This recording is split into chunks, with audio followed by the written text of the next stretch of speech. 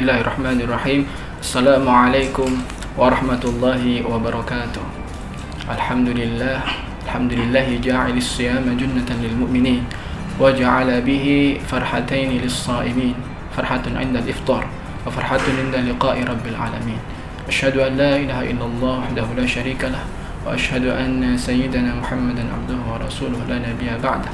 Allahumma salli wa sallim wa barik ala sayyidina Muhammadin wa ala alihi wa ashabihi ajma'in, amma ba'du. Alhamdulillah, pada kesempatan kali ini kita telah bersama-sama memasuki bulan suci Ramadan, bulan yang penuh barakah, bulan yang sangat luar biasa dengan berbagai macam keutamaan dan keistimewaannya. Salah satu amalan yang paling utama di bulan Ramadan yang diwajibkan kepada kita semua kaum muslimin adalah berpuasa di bulan Ramadan. Sekarang pertanyaannya, mengapa kita harus berpuasa dan apa hikmah yang terkandung di dalam ibadah puasa? Para ulama menjelaskan setidaknya ada 3 kategori hikmah dalam berpuasa. Yang pertama adalah hikmah jasadiyah, hikmah yang berkaitan dengan jasmani. Kemudian yang kedua, hikmah ijtimaiyah, hikmah yang berkaitan dengan sosial kemasyarakatan. Dan yang ketiga adalah hikmah ruhiyah, hikmah yang berkaitan dengan rohani. Pada kesempatan kali ini kita akan membahas tentang hikmah ruhiyah dalam berpuasa. Apa saja hikmah yang bisa kita ambil dari sisi ruhiyah ketika kita menjalankan ibadah puasa di bulan suci Ramadan? Yang pertama adalah dengan menjalankan puasa maka kita sama dengan melatih keikhlasan kita kepada Allah Subhanahu wa taala. Para sahabat perbankan syariah yang dimuliakan oleh Allah, kita tahu bahwasanya ibadah puasa itu berbeda dengan ibadah-ibadah yang lain. Contohnya saja sholat, zakat, haji, umroh, semua ibadah itu kalau kita laksanakan maka kita akan terlihat oleh orang lain, akan tampak oleh orang lain bahwasanya kita melaksanakan ibadah tersebut. Berbeda dengan ibadah puasa. Kalau kita melaksanakan puasa, gak ada yang tahu kita ini puasa atau gak puasa. Jangankan seperti itu, kalau misalkan kita puasa di tengah-tengahnya kemudian kita masuk ke dalam kamar dan kita makan, minum dan lain sebagainya, gak ada yang tahu. Maka dengan ibadah puasa ini melatih keikhlasan kita kepada Allah Subhanahu wa taala. Sehingga kalau kita puasa harus benar-benar ikhlas karena Allah, bukan karena ingin dilihat orang lain, ingin dipuji oleh orang lain.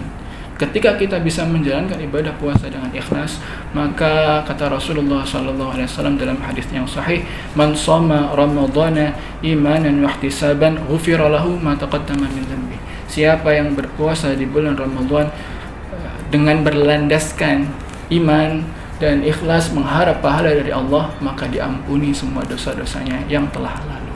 Mudah-mudahan kita semua termasuk di dalam orang-orang yang diampuni oleh Allah Subhanahu wa taala. Kemudian yang kedua, hikmah ruhiyah dalam berpuasa adalah melatih kesabaran. Kita tahu bahwasanya dalam berpuasa kita menahan diri untuk tidak makan, minum dan syahwat dari sejak terbit fajar sampai tenggelam matahari, dan semua hal-hal yang bisa merusak ibadah dan pahala di bulan suci Ramadan kita berusaha untuk tinggalkan. Maka hendaklah kita sabar untuk melaksanakannya. Sabar ini ada 3 para sahabat semuanya. Yang pertama adalah sabar dalam menjalankan ketaatan kepada Allah. Yang kedua adalah sabar meninggalkan maksiat kepada Allah Subhanahu wa taala. Dan yang ketiga adalah sabar dalam menghadapi semua ujian dan juga musibah dari Allah Subhanahu wa taala. Dengan berpuasa ini kita dilatih oleh Allah untuk senantiasa bersikap sabar dalam menjalani semua arungan hidup ini, mulai dari awal sampai nanti kita dipanggil oleh Allah Subhanahu wa taala. Kemudian yang ketiga, hikmah ruhiyah dalam berpuasa adalah kita melatih rasa syukur kita. Bayangkan para sahabat, ketika kita berpuasa, kita tidak makan, tidak minum, di tempat yang lain barangkali ada juga saudara-saudara kita yang tidak bisa makan, tidak bisa minum, bukan karena ia berpuasa, tapi karena memang nggak ada makanan, nggak ada minuman yang bisa dimakan dan bisa diminum.